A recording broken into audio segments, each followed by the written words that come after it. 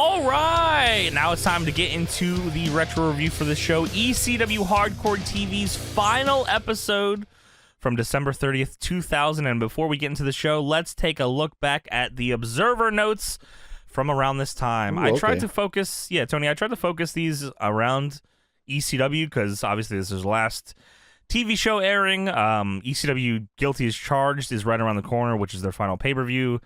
So I'm trying to get into a little bit more of talk about, the end of the, just before, like, no one knows it's going away yet, but they kind of know. Yeah, well, we have, I guess I'll wait till you do the Observer stuff to really talk about ECW. Okay. It kind of, when we get in the show, we can talk about it as well. I just kind of want to, reminisce about, the final times of ECW kind of stuff. So, yeah, let's see what they got going on.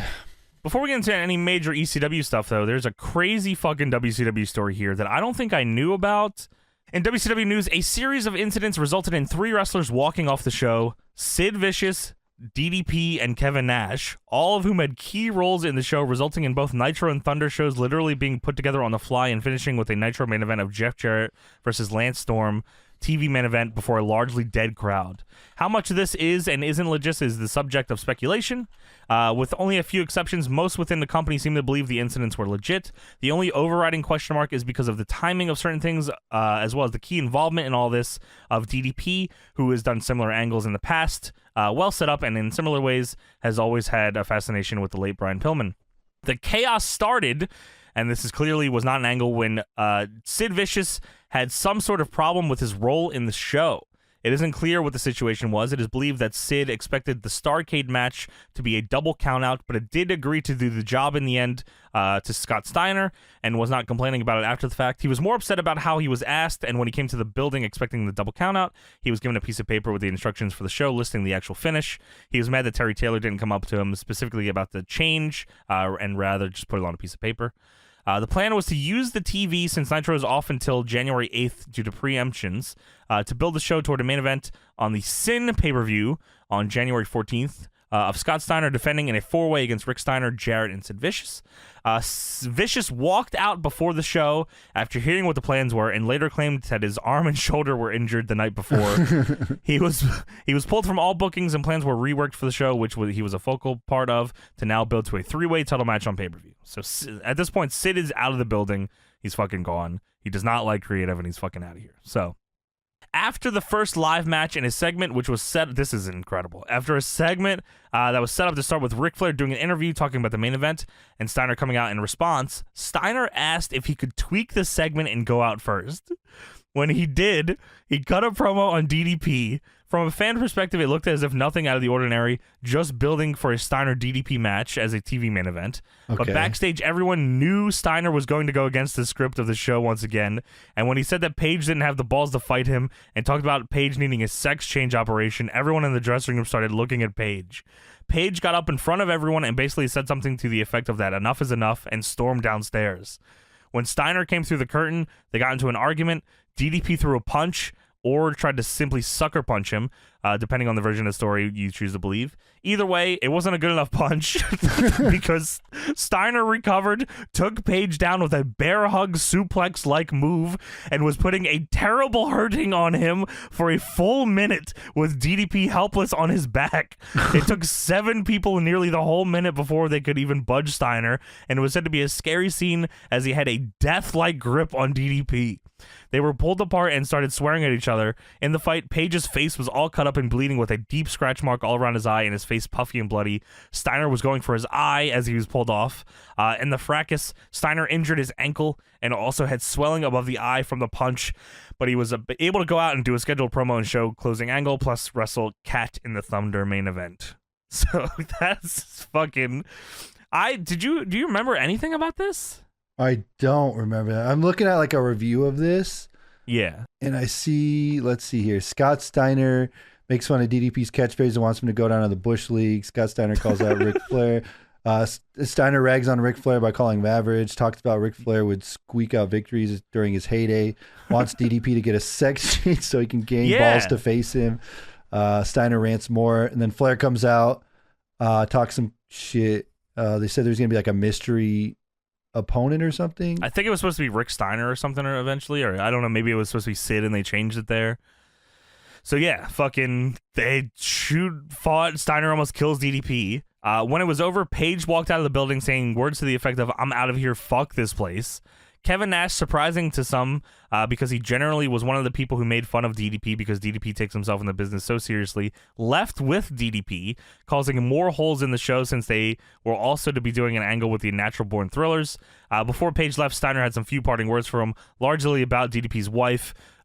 Paige and Nash told people on the way out they weren't coming back until there was new ownership. Wow. Yeah, fuck. And this is, I mean, obviously WCW is also close to the end here, because we're at the end of 2000, so 2001 is when it goes away. It's pretty soon. Who'd you say walked out again? Sorry, it was DDP and Nash that walk out. Yeah. Okay, so Steiner didn't walk out. I was thinking you said Steiner. No, Steiner was there. Steiner wrestles Cat in the main event of Thunder.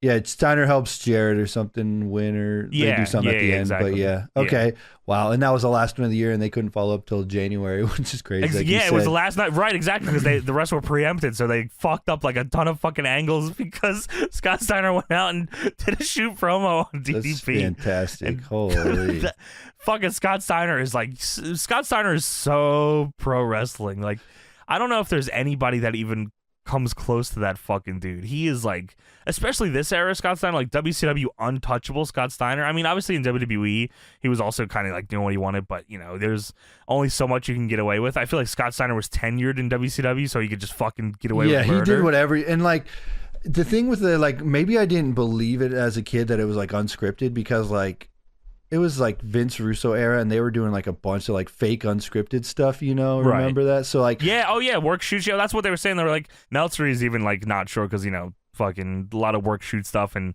DDP was a big Pillman mark, so he could have been a work, and but I imagine it wasn't, because that. This is definitely from all that I hear now about Scott Steiner, I'm everything he did in WCW was legit. Was a shoot? Yeah, all the promos he cut on Ric Flair's old saggy balls or whatever. And you're crooked. You got teeth. All that was just shoot, and he didn't tell anybody what was going to happen before. So Scott Steiner's awesome, dude. He was crazy. He's nuts. In ECW news here, we got a lot of ECW stuff here. The news wasn't much brighter for ECW on a much smaller scale this past week. Short term, once again, the paychecks didn't come, and a horrible sign was the November 15th house show at the former Madhouse of Extreme, the Elks Lodge in Queens. While it sold out, the 800 seats failed to overflow with standing room as it usually did in the past, with tickets jacked up to $40 and $60. At this point, many of the wrestlers are close to being in a panic. Others were said not to be, since technically paychecks weren't due for this pay period until next week, but they are 7 weeks behind. If they don't come by the end of the coming week before Christmas, a lot of people will start to worry, particularly since the idea of this show was to raise needed revenue. So things are not looking great. But at this point, they're nobody, even here in December, nobody's oh, this is done. There's definitely questions being raised, why there's only a couple of dates. You hear those DVDs with the ECW guys and stuff. Yeah, they always say, well, it was never we never thought it was gonna end. How could it end? In more ECW news, New Jack's situation is up in the air right now because he's telling everyone he's through with wrestling for good, partially over the money problems and partially over the stress of the business. Heyman didn't want him on the next 2 shows, and he didn't book him for the Queen show because of an alleged problem with the State of the Light Commission stemming from the pay-per-view, and something with a daughter of the commissioner, which Jack denied. I don't know what that is. Heyman thought to defuse the problem, it was better for everyone concerned if New Jack didn't show up for the show and came to just shoot promos afterwards. He came to the show anyway. Heyman also didn't want him in Philadelphia as a punishment for working an ECW arena show for Jersey All Pro Wrestling. During an argument with Heyman, and this was well before the incident that took place later in the evening, New Jack told Heyman he was quitting the business, which is where that story came from, which at the time people thought was simply something said in an argument, although at press time he still says he's through. So 2000 New Jack is saying he's done, but he wrestles up until he fucking dies. Yeah, you're right. Sure. Yeah, right. Yeah, I'm pretty sure he even at least, I don't know if he wrestled during pandemic, but he definitely wrestled a year or two before that, because I remember he did something with Tremont in Jersey.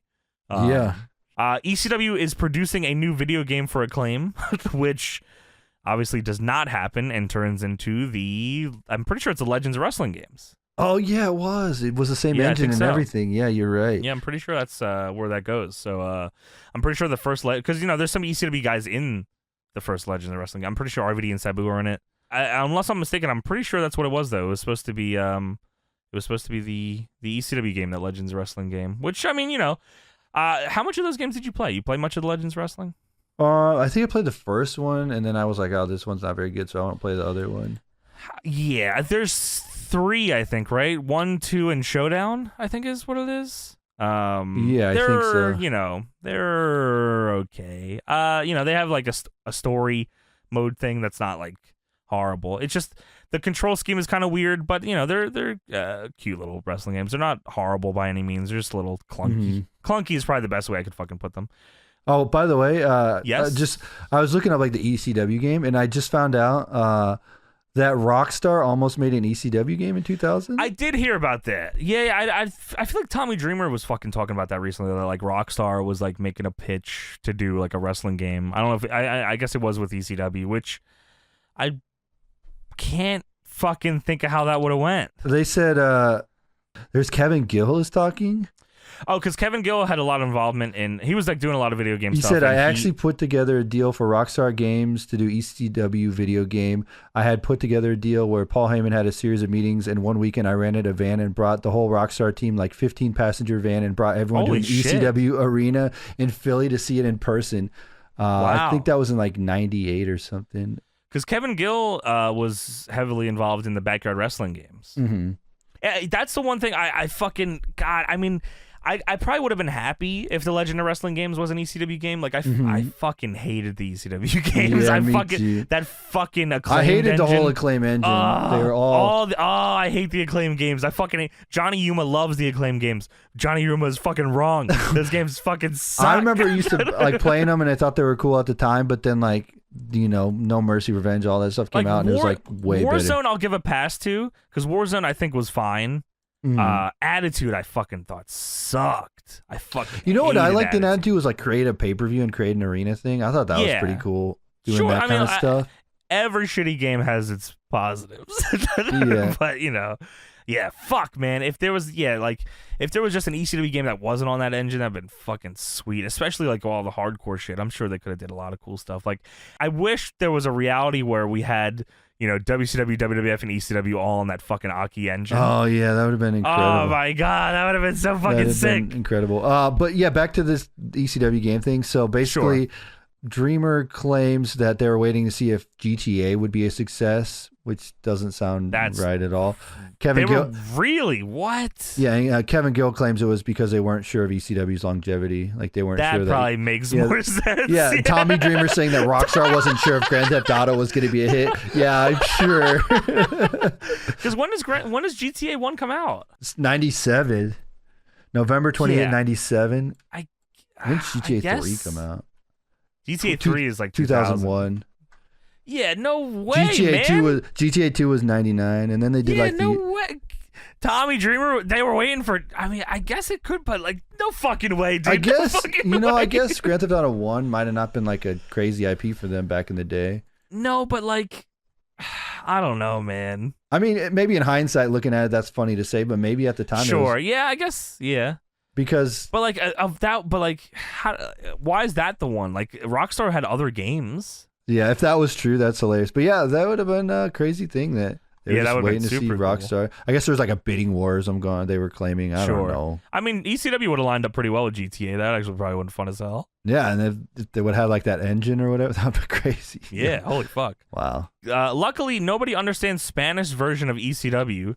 Tajiri, in doing a promo on Hardcore TV a few weeks ago about Super Crazy, said the English equivalent of fucking Mexican, fuck your mother, because you are a man who knows that your wife is fucking someone else and you act like you don't know so you won't lose her. What in the hell? That is Tajiri talking, of course.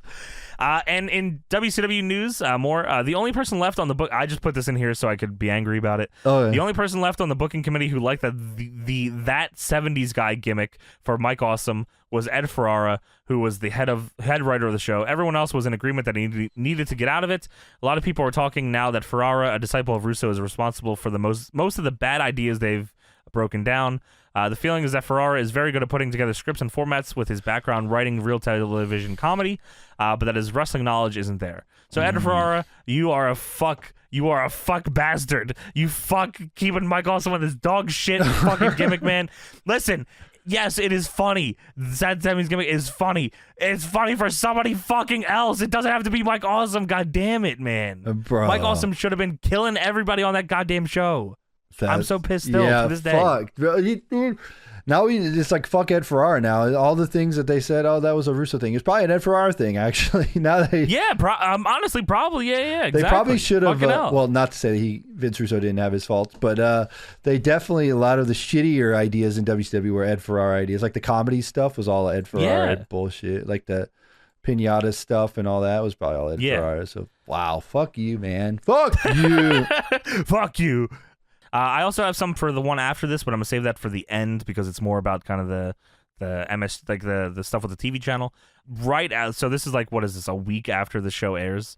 And ECW News, citing a number of factors, including the enormous pressure he's been under over the past year, the large company debt, and what he sees as the future landscape of the business, Paul Heyman said he was in serious negotiations to sell either a majority share or all of ECW. Heyman, who said his views have changed greatly over the past 3 months, said that he's recognized the company at the size it is, or even the shape it was, couldn't survive the rapidly changing pro wrestling landscape, saying it's the world of big boys and the independent operator simply can't compete.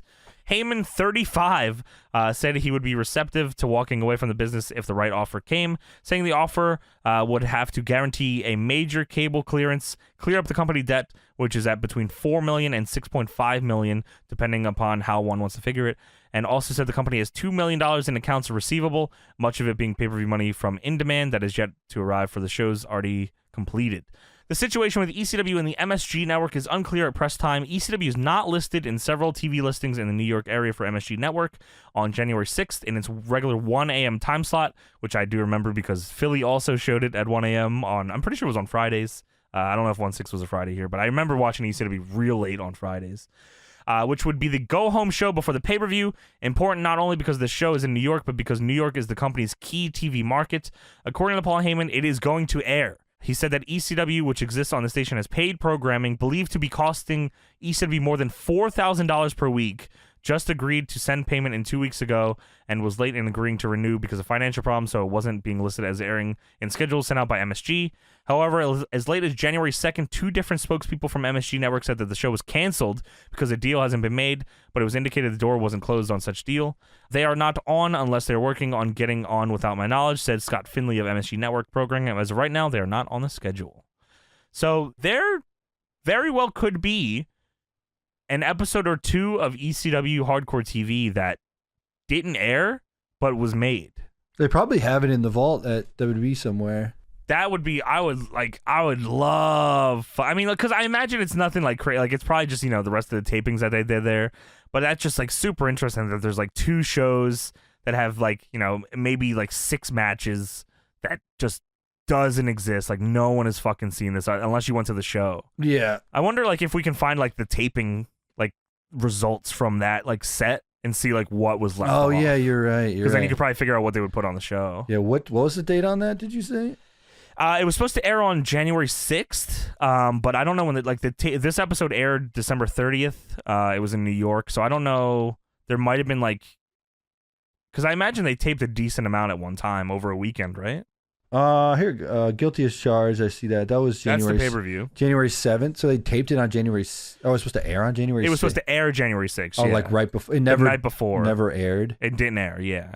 Yeah, but there's a few things about ECW from the week after that last one I read that I will read at the end here. So let's get into the review. Ooh, ECW. All right, here we go. ECW Hardcore TV final episode, December 30th, 2000. We start off hot here. James would have loved this. Danny Doring and Roadkill coming out. Chickens. The ECW Tag Team Champions. Joey Styles intros the show here, putting over the champs coming out. And we go immediately backstage where we see Cyrus sitting back there. Yes, before you get in this is a trick they used to do in ECW all the time. it started with a match, and then it goes to like a backstage segment, and then it comes back to the match, and it's like, what the hell's going on? But I figured out what they do is they have to cut time for TV, you know? So they they just cut out the entrances. They and cut in this like backstage segment thing here. Sure. Which I guess it's shorter than yeah. So it's kind of confusing when here it made sense, but other times it's very confusing. It's jarring sometimes. Yeah, because you're like, what the hell's going on? I thought we were watching this match. But yeah. So Jerry Lynn comes in the locker room and says, "Simply the best, Jerry Lynn." Says, no, he doesn't. He doesn't do any of that here. He's nerdy, Jerry Lynn. Cyrus says, "That's right. That's going to put you over the top." Because Jerry Lynn's gimmick now is he's a grizzled ECW vet, and Cyrus wants his gimmick to be simply the best. Simply the best.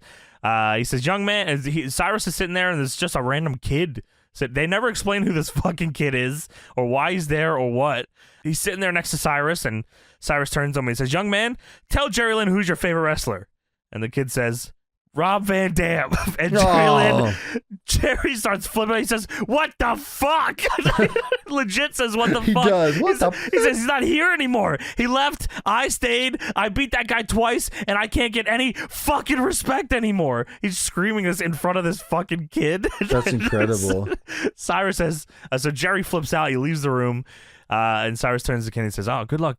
Good job, young man. I appreciate that." And he gives him money. He says, "Go buy some candy." So Cyrus is trying to intentionally piss off Jerry Lynn. Was RVD like the network's guy? Was that a thing? Is that how that worked Jerry out? Lynn was the network's guy. Oh, he was a network guy, but he's trying to piss him off. RVD was against the network, yeah. Okay. He was trying to hype him up. You know what I mean? Like, get him like angry. Get him angry? Okay, yeah. Because he's wrestling later, so he's trying to get under his skin. You got it. I get it. So we go back to the ring. Danny Doring and Roadkill defending the ECW Tag Team titles against the Baldies, DeVito and Angel. Can you explain the Baldies to me? They are from the street, of course, and they're bald. That's it. All right. The Baldies. They're a fucking gang, man. What do you want? They're Baldies, you know? Throw it up for the Baldies, you know? The Mr. Clean rub your head taunt. That's the Baldies taunt.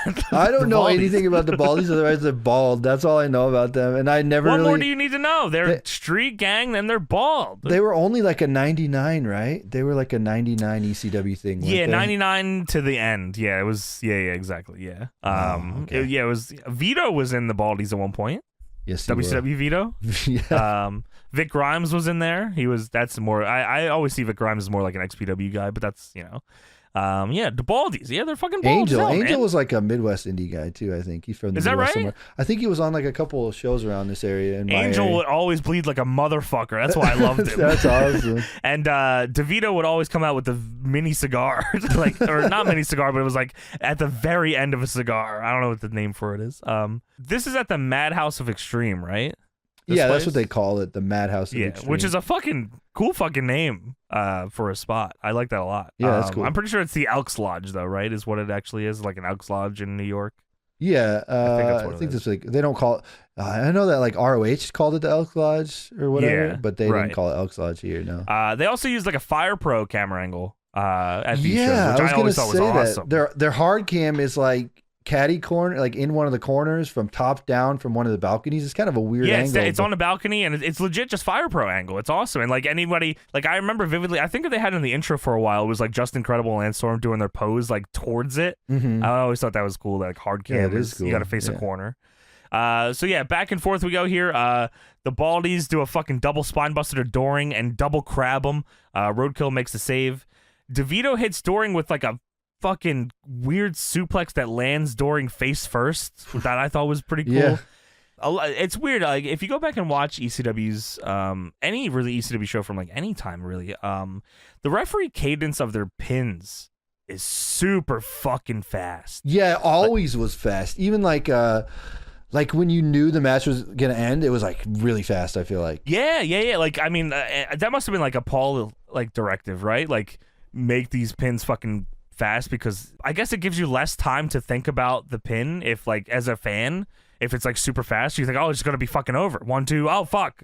You know, you don't get a lot of time. Yeah, but I imagine that could cause them like issues with the wrestlers. I imagine they fucked a lot of finishes, especially with like Japanese wrestlers who aren't used to that at all. I mean, I think we watched an ECW where they brought in a Japanese ref. Yeah, it was the Michinoku Pro 6-man. Yeah, so but if they had other people that weren't, the ref count would be kind of confusing. But I understand what they were doing. But yeah, I never noticed that until you mentioned it right now. Super interesting though. Yeah.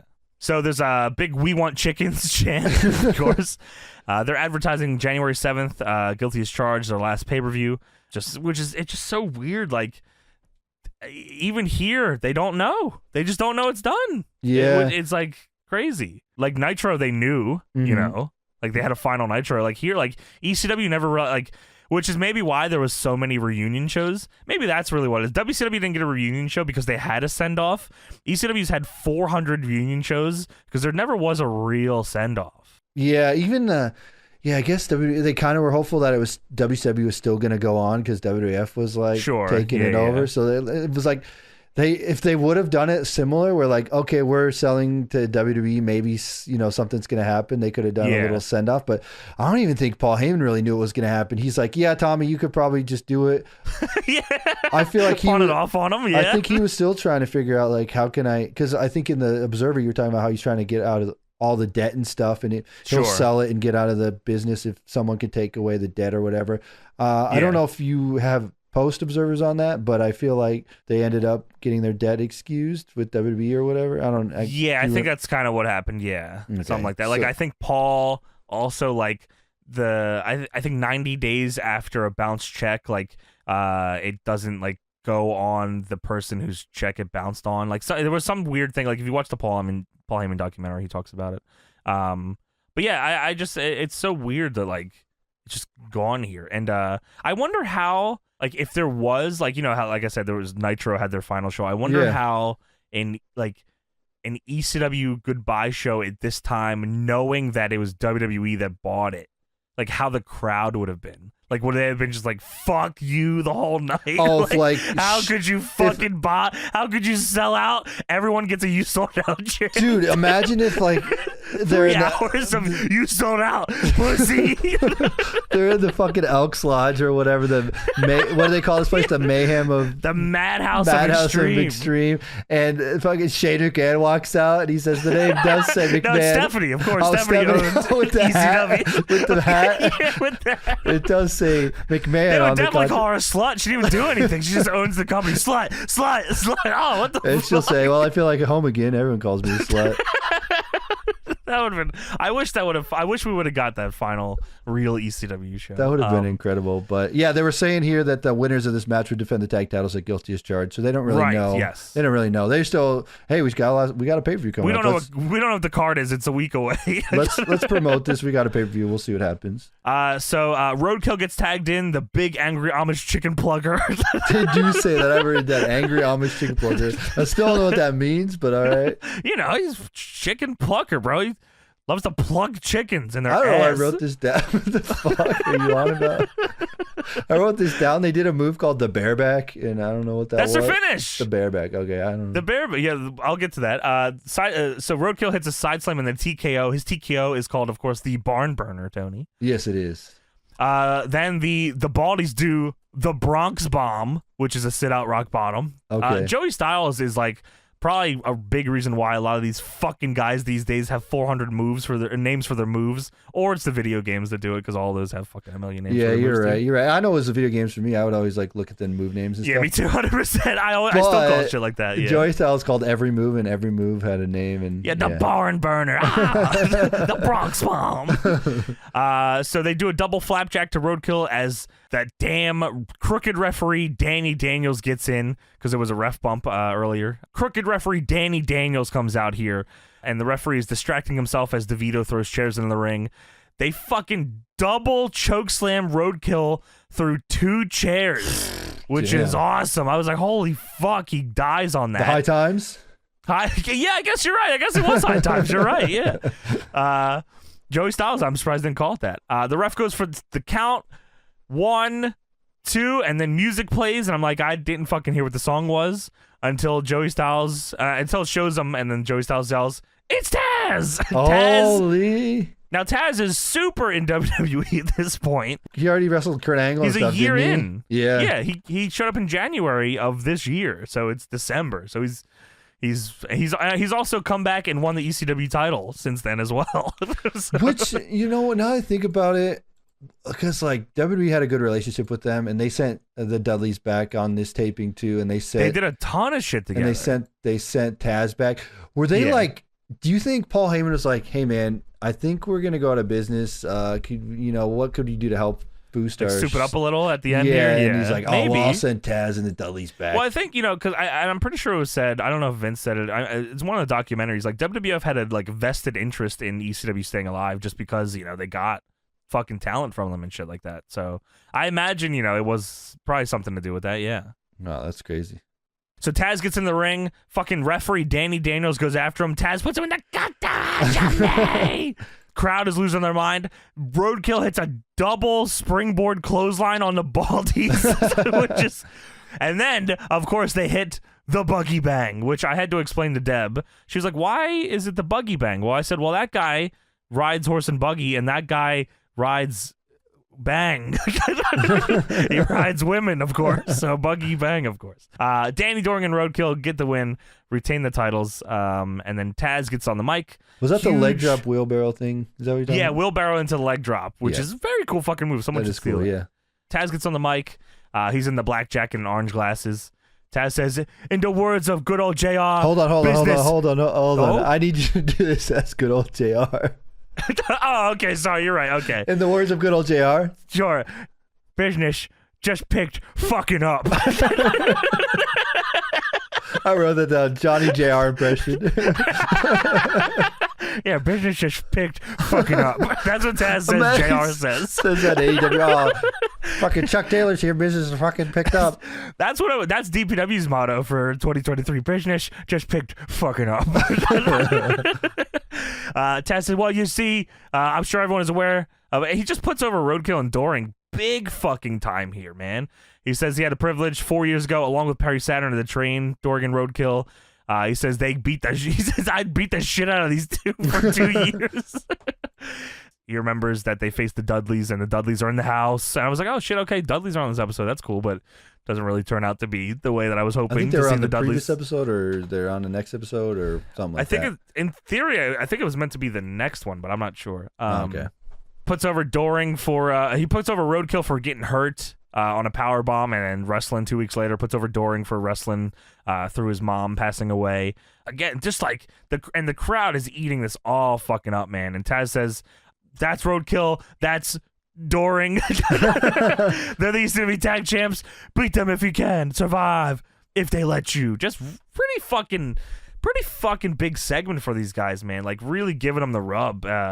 They were already over too as an act, like especially Roadkill. Roadkill was super fucking. Yeah, but you had to believe, like, all right, we gotta, because like the Dudleys were like the biggest thing for them as the Dudleys are the guys, like their they're tag gone. team division. Yeah, so you had to definitely give a big rub to these guys. When did the Dudleys left in like '99, right? Yeah, they were gone because they were in the video games and stuff. Yeah, in August '99 that's right, they're in SmackDown 1. Yeah, August '99 they show up. So they've been gone, for a minute here. So, but they're still, super fucking over. Up next we have Easy Money and Julio De Niro, known as Hot Commodity, with Elektra, taking on Nova and Balls Mahoney. And the winners will face the tag champions at Guilty as Charged. So Nova and Balls Mahoney as a fucking team is strange. No, I don't remember that at all, and I love fucking ECW. For some reason, I guess maybe I just wasn't paying attention at the end of ECW here, but I don't fucking remember Nova and Balls being a team. I don't know that they were really were they really a team? Were they just two guys they put together because they really didn't have anything going on? Probably both. I mean, ECW did like a bunch of those. Like, you had the blue guy still hanging out somewhere, but he wasn't PWO'd out. I fucking can't wait to talk about the blue guy. We go backstage. Francine is yelling. She's in the parking lot yelling at Just Incredible, who just pulled up in his van. This does not look like his van. I imagine this is not his van.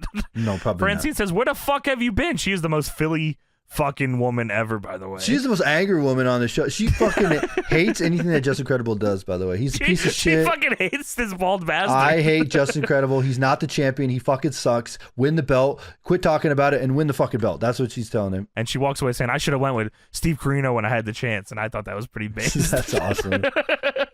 And Just Incredible says, "Jesus, I thought she'd never leave." And the camera zooms in and he lifts up a blanket, and underneath is Jasmine St. Clair, who is dating the Blue Meanie at the time here. Oh my. and she is sucking his cock, Tony. Well, no, she's checking out the gear shift. It hasn't been moving in and out like it should have. Oh, right. I thought she was sucking on his cock, Tony. That's what they say. Wow. Oh, okay. I see. Well, Joel Gertner goes crazy for like 5 minutes with all these Dude, innuendos. he won't stop talking about it. I know. This gear is hard and it will not shift and it's been moving in and out like it should have, and the knob is all wet and all. I don't know what the fuck he says. He's going crazy. Well, Jasmine St. Clair says, nag, nag, nag. That's all she does. Why are you even with her? And she's not sucking on his cock, according to Tony. She's not. She's fixing the gear shifter. So yeah. Also, Just Incredible showing up late. What is up with these fucking wrestlers? He just shows he's not scheduled. What is up with bald wrestlers showing up late? Fast Stone Cold always fucking does it. Just Incredible's doing it. Yeah. What is up with these bald wrestlers? Fucking Just Incredible.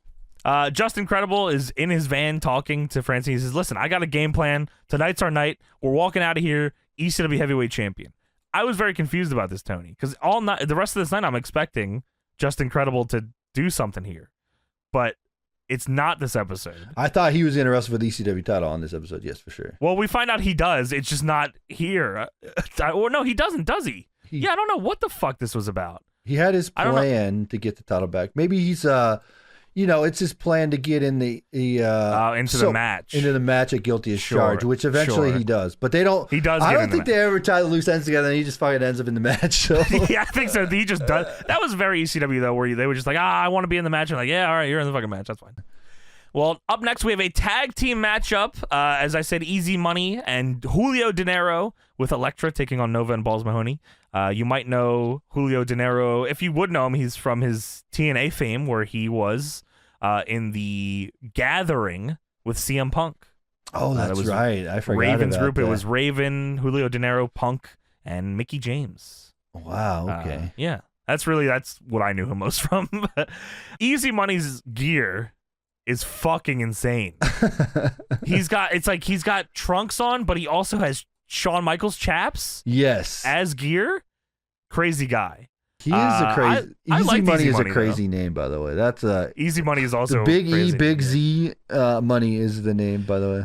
What a crazy dude. Big She's Got Herpes chant here, just vintage ECW. I'm gonna start chanting that at Tony just before the show. Sure, and I'll chant slut back. Slut, slut, slut, slut. So fucking Nova and Easy Money are just doing a ton of bullshit here at the start. Just trying to do everything like.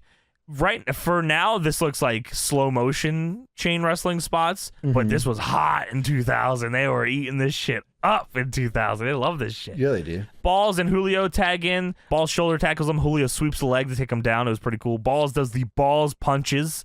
Then he scoop slams Julio and goes to the top and hits a fucking frog splash. I couldn't believe it. Balls is crazy, man. Balls fucking frog splash. Dude, I think Balls is like an underrated worker, by the way. He was an amateur wrestler for shoot. Yeah, he could bump like crazy too, I remember. And he did not look like a wrestler, like as far as like technical skills go, but he was fucking Everybody awesome. looks like a wrestler. Even like we watched some ECW, he did some matches there as well, and he was pretty good. I don't want to talk about his ECW run in WWE because it reminds me of that fucking Match Striker match we had to watch, which was the worst piece of shit ever. Well, forget about that one. He was over. That was December to Dismember, which by the way, ECW December to Dismember, the WWE pay-per-view, legendarily bad. You can watch that on our Patreon along with us, patreon.com/DeadlockPW. That's in the $10 tier. There's 32 different full watch-alongs of full wrestling shows that we've done on there. Patreon.com/DeadlockPW. Check that shit out, please. Check out that one, especially because we're miserable. Yes, yeah. Wow, what a show. By the way, I'm just giving Balls his props. He was a good wrestler. He was underrated. He was good, man. He was fun. I feel like he's weird. He was over as fuck. See, the way I see it as like pro wrestlers go, you either have to be like trying to explain this to like my wife and stuff. You either have to be like really good looking and strong, or like really fucking hideous and weird, or like. And Balls was like that weird guy that would be like, wow, this guy is like, you don't see anybody like him. It's just crazy. Dude, the chair shots were egregious, bro. They are egregious. There's fucking no way anyone should be taking. I love that shit, but no one should be fucking taking that shit. Ooh, that's great. So frog splash by Balls for 2. Dude, at one point, Julio De Niro hits a fucking black mass on Nova, and Easy Money hits the fucking buckshot lariat, which he calls the money clip. Dude, that was insane. That's money awesome. clip. That's incredible. Yeah, it's pretty dope. Easy Money also does the Easy Bomb, which is the X-Plex. Fucking Easy Money was just inventing moves like fucking crazy back then. This is by Joey Styles doing, by the way, just naming off I all agree. the moves. Easy Bomb. They on commentary, they're talking about Nova wrestling with a broken eardrum that he got in a previous match with his tag team, and instead of waiting to find out if he needed surgery and waiting at home, he's here wrestling. And Joey Styles says, "Oh, a lot of people would love to stay home and make money." Nova tags in Balls, hot fucking house of fire. Balls is lighting him up. 10 balls punches in the corner. Of course. Until Easy Money breaks it up with a low blow. And then they doomsday device Balls Mahoney, which That's is fucking incredible. awesome. Nova and Balls hit De Niro with a fucked up neck breaker sit-out powerbomb combo that they were not in unison for. Oh, So, dude, that was so fucking it looked like De gnarly. Niro like, was going to break his fucking Dude, they even neck. mentioned on commentary, like, he landed in 10 different pieces or something. Yeah, is what it sounded like. dude. It was brutal. He fucking lands on all of his shit. They go for a pin. Elektra breaks up the pin. Nova decks Elektra. Fuck. All the while, Balls Mahoney brains Julio De Niro with a disgusting fucking chair shot.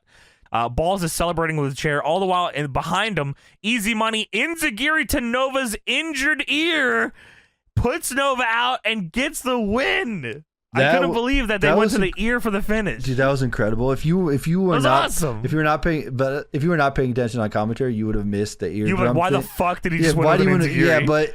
Yeah, but that was a great spot, and then if the crowd was smart enough, it was awesome. Yeah, Yeah, it was cool. I like that a lot. That was cool. I feel like maybe he could have worn something on his ear, like a bandage. Oh or yeah, like had like a patch on his ear or like something like that. like white band, or something stupid. Just You know what's even funnier is if they made that up because that was the finish and it wasn't meant to be the finish. Oh, you're right. Yeah.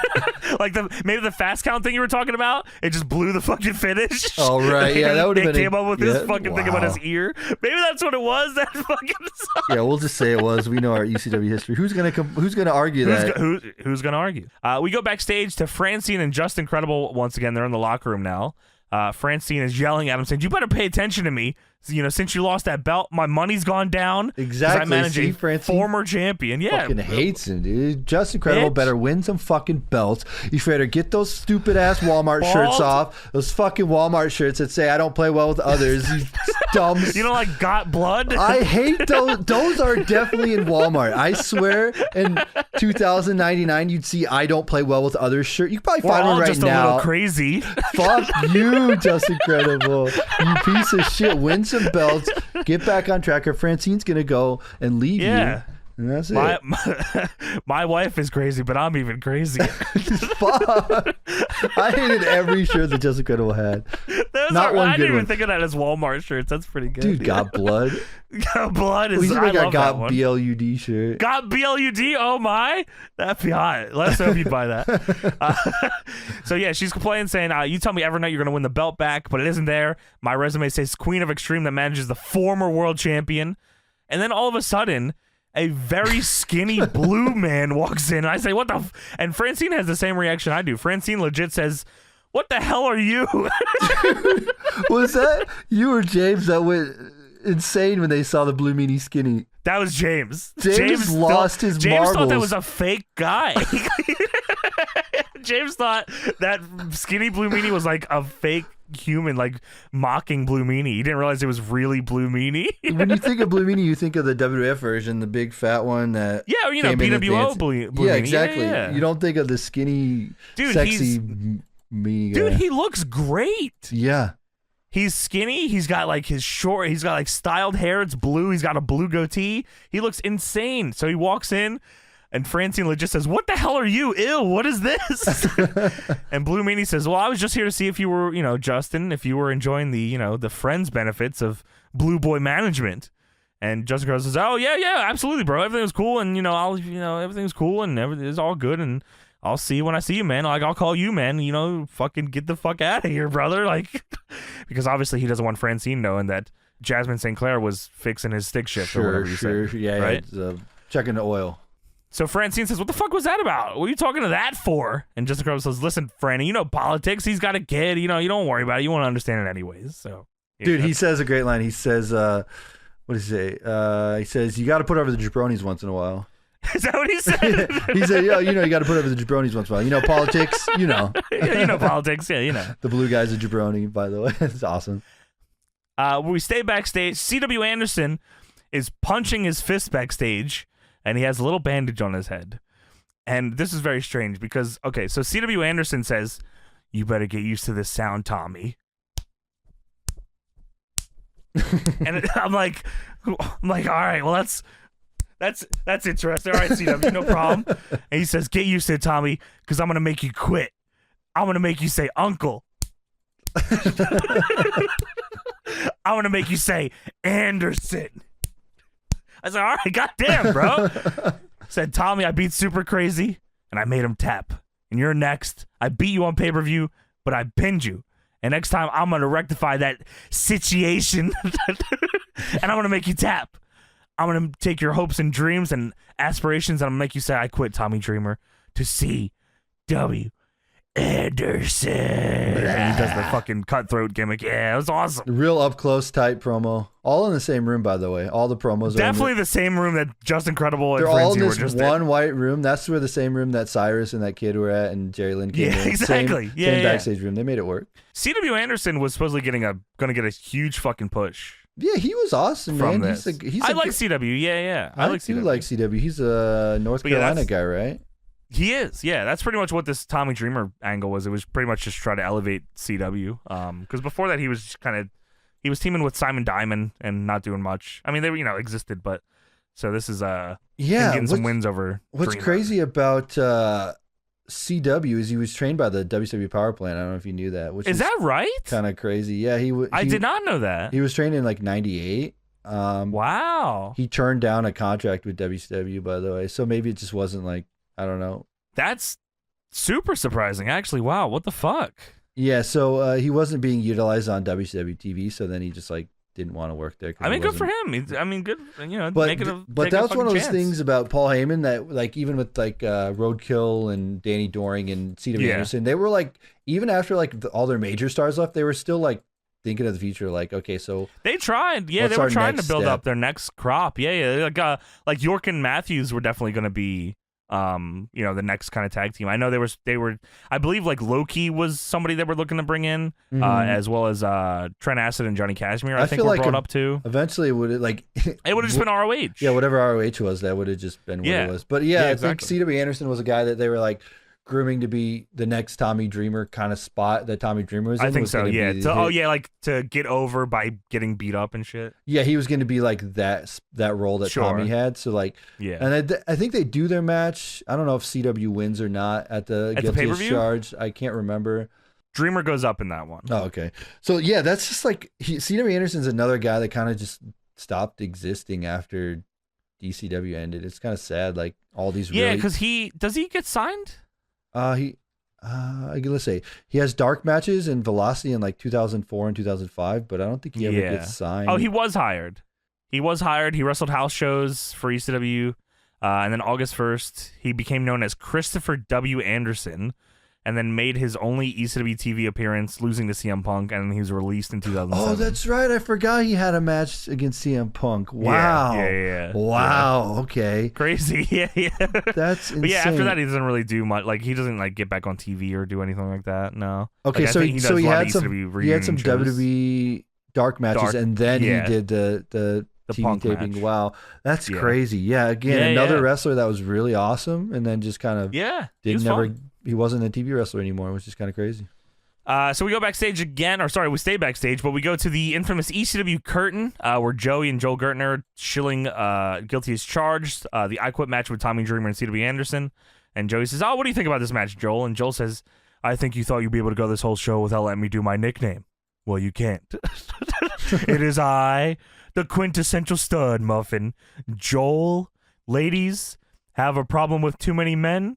Well, here's your solution. Just go with the Stud Muffin's New Year resolution. Because after you got me, you won't need any other.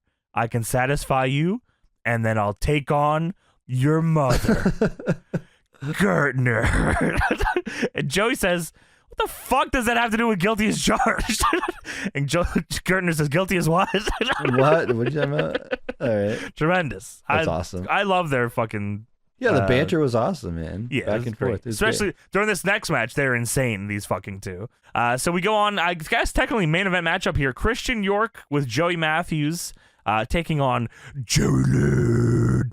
Joey Matthews of Joey Mercury fame, by the way. Yes, Joey Matthews out here in a sling, not on his face as you're used to seeing him. We just reviewed that SmackDown where his face got fucking exploded. No, this is Joey Matthews, young boy teaming with Christian York. Christian York's out here. Joey Matthews out here, not in gear in a sling. Cyrus the Virus comes out. Cyrus, I guess people that don't know, Cyrus is Don Callis. For you AEW fans that might not know, Don Callis is Cyrus. Yes. Cyrus comes out and says, we're going to have ourselves a little handicap match. So what we got is a wrestler who's got two hands there, and he's brought along his handicap. Ha, ha, ha, ha, ha, ha. And Joel Gertner says, that's not funny. And Cyrus says, don't worry, lads. I'm not going to wrestle you, even though I could very easily. At this time, show some respect for a man who is simply the greatest technician in ECW. Simply the greatest interview in ECW. Jerry Lynn just slowly starts walking out. Simply the greatest luchador to come out of the state of Minneapolis. And Joey says, the state of Minneapolis. The state. That's a Jerry Lynn. The state. Ah. Yeah. Cyrus says, and the longest reigning ECW world champion of all time, ladies and gentlemen, simply the best, Jerry Lynn. And Joey Styles says, longest reigning champion, you've had more sexual exploits that have lasted longer than his reign. And Joel says, it's not just the fact that Cyrus is ugly, but he's annoying. And that's why when it comes time to go back to the hotel, I get chicks that look like Pamela Anderson, and Cyrus gets dudes that look like Louis Anderson. Yeah, Louis Anderson, that hot Louis Anderson, right? That nobody that three people will know. By the way, Life with Louis, great show. Love that show. There you go, Tony. You know Life with Louis? You don't even know what I'm talking about, do you? I know Life with Louis. Don't even act like you're a Louis Anderson fan, bro. I know of Louis Anderson. I don't know if I was a religious Live with Louis fucking watcher. Wow, sorry about that, brother. Life with Louis, bro. You're a poser, fake ass Louis Anderson I'm not fan. trying. What? You know what? That's why I get chicks like Pam Anderson, and you get dicks like Louis Anderson. Well, you like Louis Anderson, so what's the problem here? I watch Family Feud, bro. Yeah, sure. I did. All right. Moving on. All right, well, Jerry Lynn goes on the mic, and he's in the ring, and he's talking to York and Matthews, and he says, I know you're a little intimidated of me, and I know you're afraid of me. Fucking nerd. But I'm going to beat you like the Yankees beat the Mets. Oh, boo! New York does not like that. Joey Styles says, Jerry's going to need an escort to get out of the building. And Joel Gertner says, it's a shame that RVD isn't here anymore. My boy Fonzie always had escorts in this town. Joey says, not those escorts. I mean police escorts. And Joel says, yeah, those escorts get harassed by police every once in a while. It's still illegal in New York, and I don't know why. Crazy fucking bastards. There's a Let's Go Mets chant that Jerry Lynn's not happy about. Jerry says, he goes back up and says, listen, boys. Listen, York, just give him a show. Hit your spots. I'll make you look good. That's what I've been doing for 12 years. That's his whole gimmick is he just puts over the young boys. Yeah, it's pretty true. And then RVD gets the spotlight, he doesn't, and then he's pissed off. Good That's gimmick. true. But they made it, I will say, though, they make it seem like RVD's is not in the company. He's not going to be a guilty. He's never around. He's done. Yeah, he's out of which here. I don't know if that was I don't know if that was like a 11th hour thing that RVD shows up at the pay-per-view, because I think RVD's like actually gone. I know when he shows up at the pay-per-view, he gets like the craziest fucking reaction, and then like everyone's singing his theme, and ends the show. He's walking around like going crazy. Yeah. So I don't know, man. It's unbelievable. Have we watched Guilty as Charged? We have. I don't think I've seen it multiple times, but I don't know. We didn't do that for. We don't think we've ever done it. I don't think so. Okay. They have a crazy match though. RVD and Jerry Lynn do, and it's that whole show is fucking fun. Yeah, it's fucking awesome. But yeah. Jerry is not happy here, of course. They're telling. So the story here is Jerry is bitter over losing the ECW title. Cyrus has convinced Jerry that ECW screwed him out of the title because he had a pretty short run. Mm-hmm. Joey and Joel in commentary are talking about Jerry's grievances. Gertner says Lynn beat RVD twice and gets no credit for it. Joey says, well, why is he mad at ECW then? ECW gave him a chance to be a star. They didn't hide him under a ridiculous-looking mask, which is a reference to his WCW run, of course. So they're going back and forth here a little bit. Jerry grabs the mic early on. He walks over and points at a couple guys in the front row cheering for him. And he says, hey, where were you guys when I was kicking Van Damme's ass? Don't jump on my bandwagon now. That was awesome. I think he gives him the middle finger too, doesn't he? He does, yeah. And then he does the RVD taunt with the middle fingers. That was Fantastic. I That love was that. fucking so awesome. I was like, wow, I don't know if I've seen anybody do that before. No, that was great. Yeah, that was awesome. Middle finger RVD taunt is fucking sick. Jerry Lynn was definitely tapped into like his character Jerry here. Lynn's awesome. And this is also Jerry Lynn not wearing long tights. This is shorts Jerry Lynn, which is crazy. Yeah, this was awesome. I don't know if you guys never seen like this version. You've probably seen like TNA Jerry Lynn. It's a fun run. If like most of the people that have seen like his Heel, yeah. The new effing show Jerry Lynn run is very fun. very Because good he's just stuff. a little dickhead. He was. So there's back and forth between Christian York and Jerry. Jerry snapmares him. He lands on his feet. Jerry gets frustrated at that. He slaps him, fires off some shots. Monkey flips him. York lands on his feet again. He's firing shots. York gets sent to the apron. Cyrus grabs his leg, and Jerry Lynn leg drops the back of his head, which was fucking cool. I also noticed here the timekeeper at ringside sells every pin, which is very cool. That's cool. He like every pinfall to the timekeeper could just be the end of the match, which is very cool. I wasn't paying attention. I didn't notice that. I'll have to look again. That is cool. So Joel on commentary says that Joel would not be the right guy to rub out Cyrus. He already rubbed one out earlier. Yeah. And he says, "Are you laughing? Wait till I tell Paul." And Joey says, "You make it very hard to be a straight man, Joel."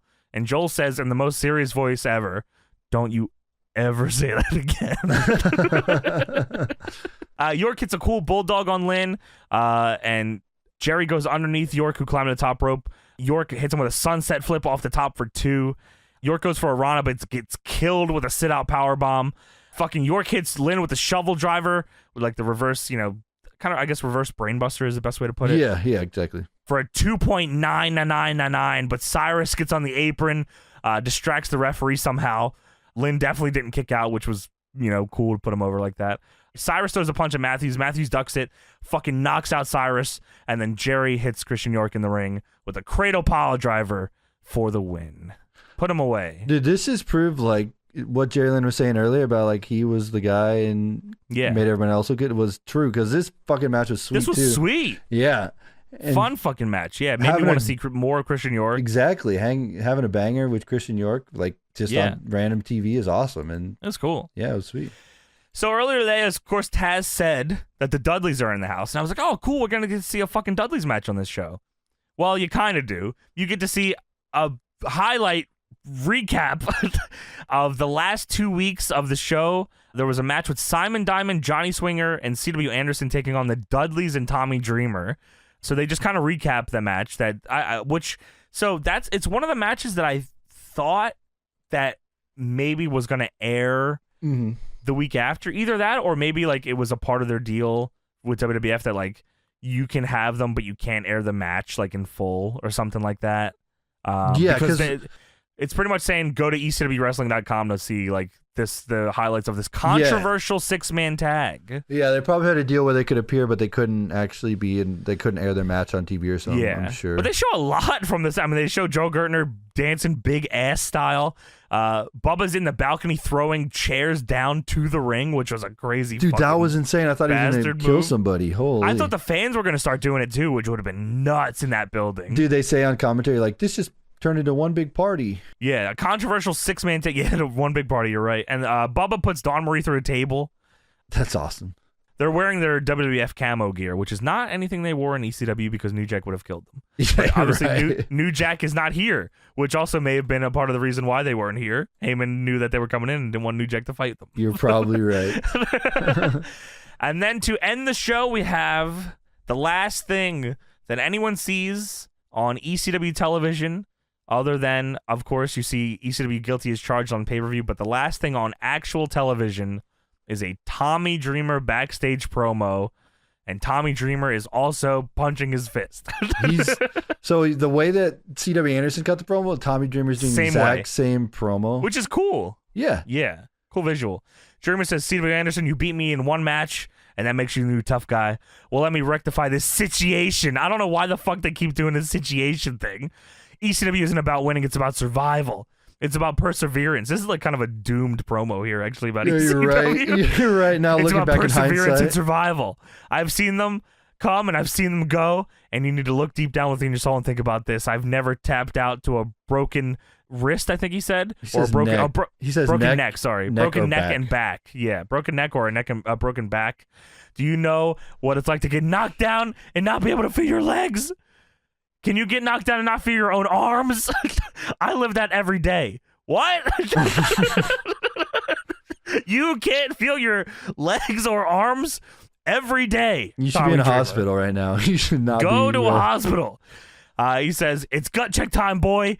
And then C.W. Anderson comes in and grips up Tommy Dreamer and is going to break his arm. And Tommy Dreamer is screaming into the camera as C.W. Anderson grips his shit up and acts like he's going to snap his arm. So the last ECW thing you see is C.W. Anderson trying to break Tommy Dreamer's arm. You wouldn't know it's C.W. Anderson because the camera's really tight on Tommy Dreamer. They don't pan out till like the last second. You barely see C.W. Anderson's head. Yeah. All you hear is like Tommy Dreamer screaming, oh, and then like it zooms out a little bit and you see C.W. Anderson fades to black and there's ECW. Cool.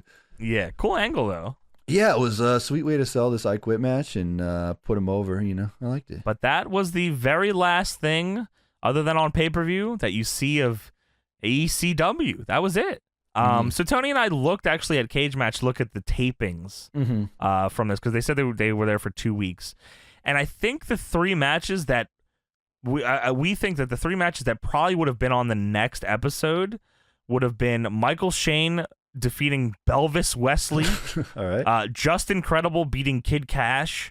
I'm assuming that before you get to, I'm assuming the Just Incredible Kid Cash would be like, if you win, you get a shot in the main event of the pay-per-view. Probably something like that. Or you get the world title match or whatever, yeah. Yeah, something like that. And for the ECW title, last man standing match, Steve Corino defending the belt and defeating the Sandman. So I assume that was going to be the go-home show to the pay-per-view. Yeah. So then they're leading into the pay-per-view where it's the Sandman, Steve Corino, and Just Incredible, and a TLC tables, ladders, chairs, cane. Was it Stairway to Heaven? What do they call that match? I think it was tables, ladders, chairs, and canes. Actually, is what the match was called. Yeah. Oh, okay. And Sandman wins the belt there, but then Rhino comes out and challenges him and says, "I'm gonna kill you." And Sandman accepts the match, and then Rhino beats Sandman for the belt. Rhino pile drives him to a table or something, doesn't he? Or was that later? I think he gores him through a table, yeah. Yeah, and then he becomes champion, and then that's it. He becomes champion, yeah. So, yeah. So I think that would have been the last show. So they're in somewhere out there, maybe within, the WWE warehouse or, in the tape archives, is potentially a produced last episode that didn't air that had a Steve Corino Sandman last man standing match. I mean, that sounds kind of hot, honestly. I kind of want to see fun. that. Yeah, that sounds cool. And then Kid Cash, Just Incredible, is probably cool too. Yeah, that was probably cool too. Yeah, you're right. And Michael Shane. Of course, and Belvis Wesley, bro. You're not fucking excited about Belvis Wesley? I don't think I've ever seen one Belvis Wesley match or ever heard of this guy. We're going to have to do that. Write that down for Watch This. We're going to have to tap into the Belvis Wesley fucking tapes here, bro. We get Belvis Wesley versus, I don't know. Let's see. Let me look at Belvis Wesley's cage match. Let's see what he's his up highest. Do you have like his rating? Does he even have ratings on here? Probably does. His last match, he wrestled in 2017. Okay. In New Jersey. Wow. So it's been many years. I'm trying to see if he has like a highest rated match or anything. If he's even ratings. No. His cage match rating is not great. It's like a 3. Okay. Well. But you never know, man. Maybe he was fucking rocking. I don't know. Yeah. So last thing before we get out of here, I'm going to go back to the Observer. Sure. Observer from January 15th, 2000. This is after Guilty is charged. Okay. After the show, Paul Heyman was still saying the company wasn't going to shut down. However, there are only 2 shows left on the schedule. Sold shows in Poplar Bluff, Missouri, and Pine Bluff, Arkansas. I think that is. Yeah, that's correct. Pine Bluff, Arkansas was the last one, and then Poplar Bluff, Missouri was the second last one. Yeah. Which I think were the weekend after this, perhaps, like the next week. I think. At press time, nobody has gotten plane tickets for those shows, which is out of the ordinary, but not unheard of. There was a March 11th date for the next pay-per-view announced during the show, although no venue was announced for the event. Wrestlers received half pay at the show, leaving them 7 weeks behind. The morale was said to be very bad, with news going around, despite claims to the contrary early in the week, that ECW had lost its TV on MSG in New York, its key market, and the show didn't even air the night before the pay-per-view in that market. Trying to garner hope, because Farm Club on its shows was airing video clips of ECW action on USA, also ended up demoralizing, since Farm Club has its own financial problems as well as a major ratings decline and hasn't shown ECW clips in the past few weeks. Was Farm Club a channel? It said on USA. Was it a show on USA? Farm Club? I have no idea. Maybe. Farm Club was an American TV show which aired on USA Network. It was broadcast from January 31st, 2000 to June 15, 2001. Show's content featured musical artists of the moment and promoted unsigned bands through national exposure and website interaction, which also featured moments of the return of the NWA, in which Snoop Dogg substituted for the late Eazy-E. So I guess it was like a kind of like a spot show. I see this. They had a short-lived partnership with ECW in 2000. Okay, so Farm Club, I was just looking at Farm Club. There's like an Eminem freestyle rare on Farm Club. So it's like probably like an underground thing. There was a farmclub.com. Was that a thing they changed? They probably changed it to .com after a while. Right, yeah, probably, yeah. So it was the ridiculousness of it. No, not ridiculous. No, wait. So it was just like, underground. So yeah, they were getting shown on that for a while. That's actually a good idea to put ECW on there. That's kind of a good niche for them. So there were not even hints. There were not even the hints given that a TV deal was on the verge of being announced, and Heyman didn't even produce a new television show since his other key market, Philadelphia, hadn't gotten the tape of the show for last weekend, so that tape aired this week. Many were questioning if any TV would be produced from this point forward. I can't tell if it was produced or not. That last show that didn't air. They filmed it for sure, but I don't know if they definitely filmed it. Yeah, they did anything. I don't know. It's weird. I would love to find out. I would love to at least see the footage of it. Yeah, just those couple of matches would be cool, even if it's not put together as a TV show. Maybe there's fan cam footage of it. Oh, you're probably right. I'm not sure though, but that's pretty sweet. After a week in which Paul Heyman kept saying that ECW hadn't lost its time slot on MSG Network and would air, and the network saying the show had been pulled because ECW hadn't sent payment, the show never aired. For whatever it's worth, FX, which has been the network most strongly rumored to beginning ECW programming, has stated it has no interest in a pro wrestling show. It also should be pointed out that it isn't unusual for a station in negotiations to say that. So they almost got on FX, it sounds like, too. Or, they were in talks with them to have ECW on FX. So FX and USA Network were potential places for ECW.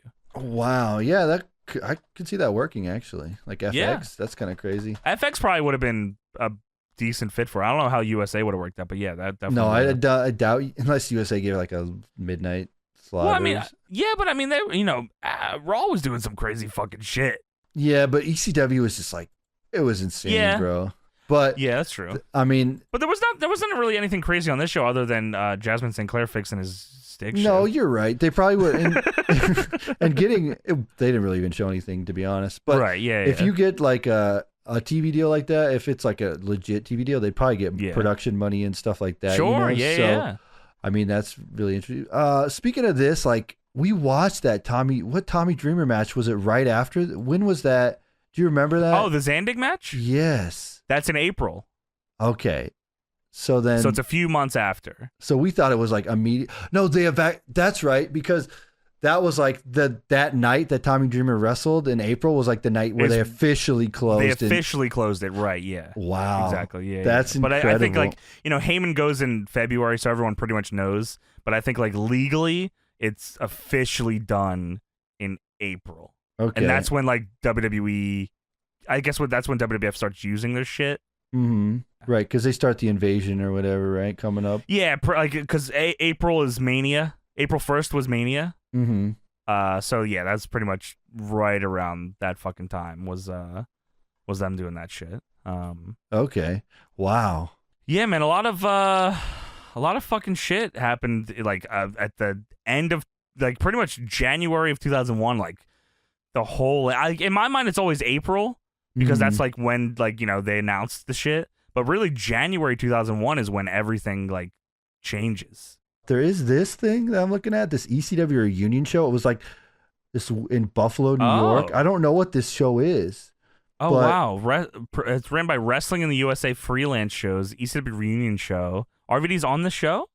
No, Tommy Dreamer is? Oh, Dreamer's on the show. C.W. Anderson's on the show. Sabu, Angel. Oh, wow. Balls Mahoney, Mikey Whipwreck, Swinger, Nova, Chris Chetty. I wonder if this is the first ECW reunion show. This has to be the first reunion show. Wow. I never even heard of this. ECW didn't even die, though. It was ECW wasn't even like, the ECW was like 4 months actually dead.